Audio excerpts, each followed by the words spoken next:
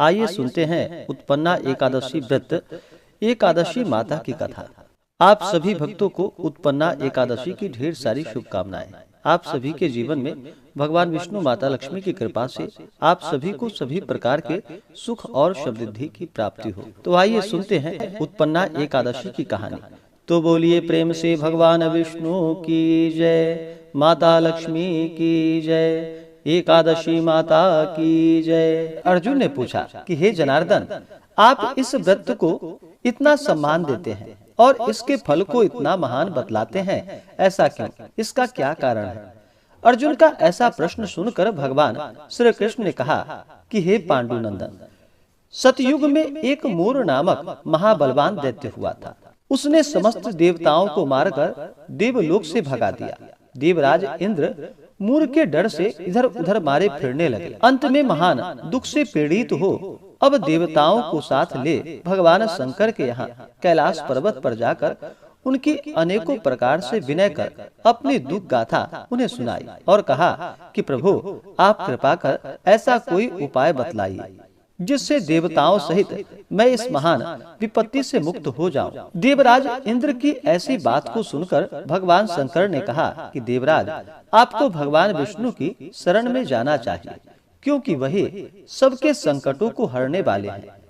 भूतपति भगवान शंकर की ऐसी वाणी को सुनकर देवराज इंद्र देवताओं सहित भगवान विष्णु के लोक को गए। वहां जाकर देखते हैं कि भगवान विष्णु शंख चक्र गदा पद्म धारण किए हुए शेष शैया पर शयन कर रहे हैं और श्री लक्ष्मी जी उनकी चरण सेवा कर रही हैं।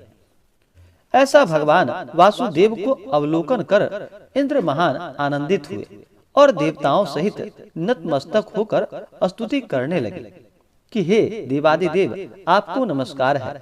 हे दैत्य विनाशक मधुसूदन पुंडरीकाक्ष, हम लोगों पर दया कीजिए। हे प्रभु, दैत्य के भय से भयभीत हो ये समस्त देवता मेरे साथ आपकी शरण में आए हैं। इनकी रक्षा कर इन्हें अभय कीजिए, क्योंकि आप ही गदाधर जगत को उत्पन्न करने वाले, पालने वाले एवं संहार करने वाले हैं तथा गौ, द्विज और देवों के हितकारी हैं। हे प्रभु, क्षिति, जल पावक, गगन और शमीर सब आप ही हैं, क्योंकि आप ही संसार के रचयिता हैं। कहने का तात्पर्य यह है कि आप समस्त विश्व सर्वव्यापक निर्गुण एवं सगुण आप ही हैं। आपकी इच्छा के बिना एक पत्ता भी नहीं हिल सकता। भगवान, आप घट घट व्यापी, अनादि, अगम्य एवं अतुलित बलशाली हैं। आप अशरण शरण दीन हितकारी हैं। आप अनाथों के नाथ, सदैव अपने भक्तों के साथ हैं। हे भगवान, अब आपके बिना हमें त्राण देने वाला और कोई नहीं है। त्राहि माम, त्राहि माम, त्राहि माम, रक्षा करो प्रभु, रक्षा करो। हम लोग आश्रयहीन, कटी हुई गुड्डी के समान इधर उधर मारे फिरते हैं। अस्तु, हमें अभय दान दीजिए। देवराज इंद्र सहित देवों की इस प्रकार विनय सुनकर भगवान विष्णु प्रसन्न हो गए और उनसे बोले कि राजन, क्या बात है, आप लोग इतने भयभीत क्यों हैं? आप लोगों को किसने सताया है? आप समस्त वृतांत मुझसे कहिए और भय को त्याग कर निर्भय हो जाइए। भगवान विष्णु को सदैव देखकर देवराज इस प्रकार कहने लगे कि भगवान, पूर्व काल में ब्रह्म वंशोत्पन्न एक नारी जंघ नामक महाबलशाली दैत्य था और सभी देवताओं को महान कष्ट देता था। उसी का पुत्र अब जिसका नाम की मूर है और जिसकी राजधानी चंद्रावती है, अपने पिता से भी बलवान है।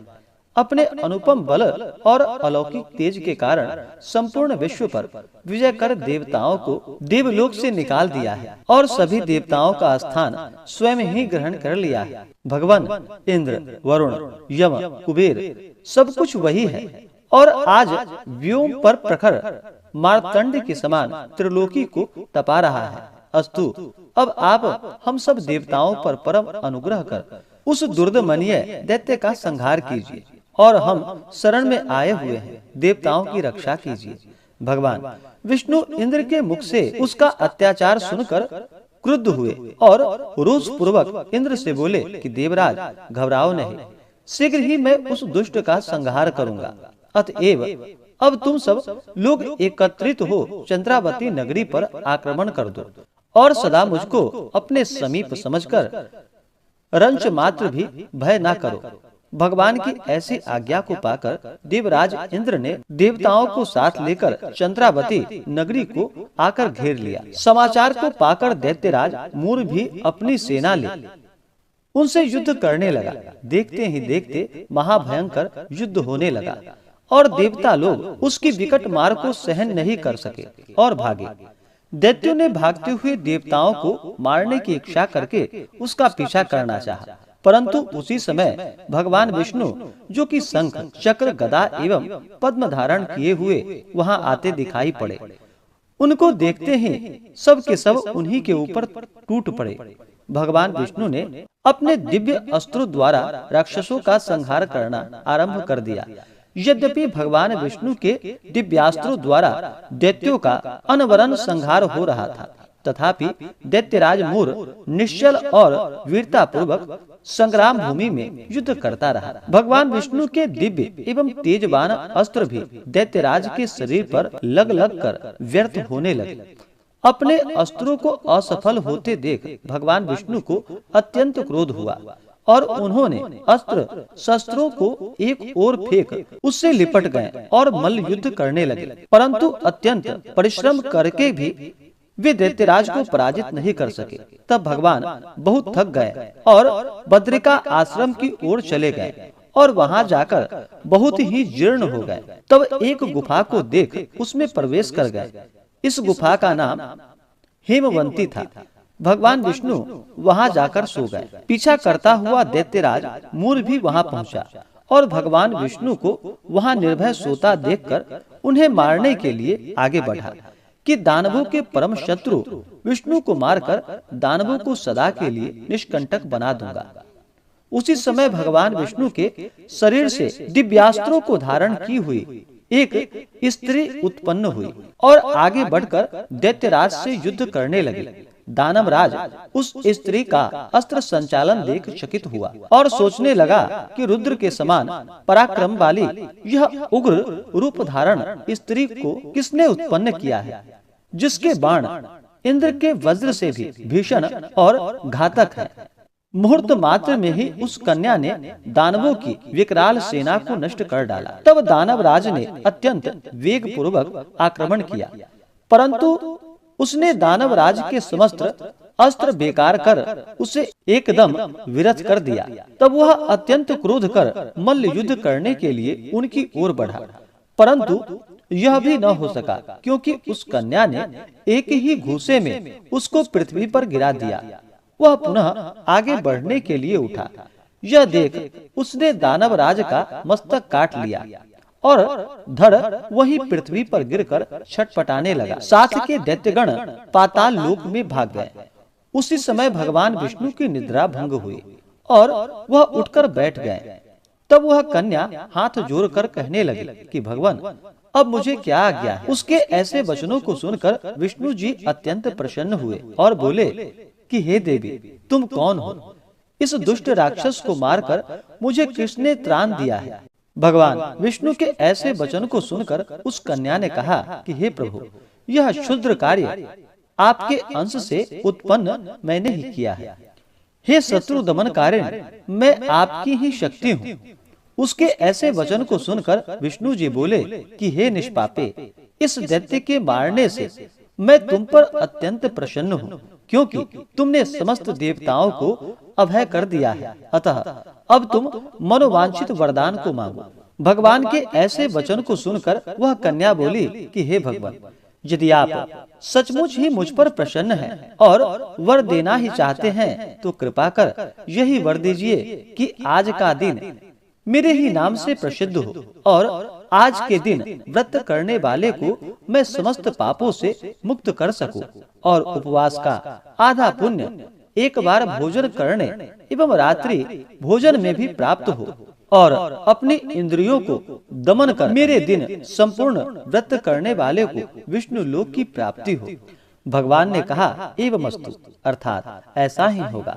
तुम एकादशी तिथि को उत्पन्न हुई हो, अतएव तुम्हारा नाम भी एकादशी ही होगा और एकादशी व्रत करने वाले के सारे पापों को नष्ट कर मैं परम पद दूंगा। क्योंकि तृतीया, अष्टमी, चतुर्दशी और एकादशी तिथियां मुझे अत्यंत प्रिय है।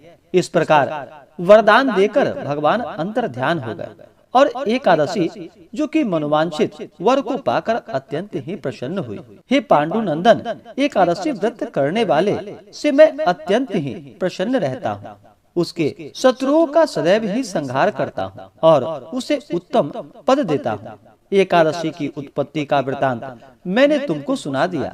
एकादशी पापों का नाश करने वाली है। शुक्ल एवं कृष्ण दोनों ही पक्षों की एकादशी जो कि समान होती है। दोनों ही पक्ष के व्रत करने वाले उत्तम लोकों में स्थान पाते हैं। एकादशी का व्रत करने वाले एवं भगवान विष्णु की एकादशी व्रत महात्म्य की कथा को सुनने और सुनाने वाले दोनों ही धन्य हैं।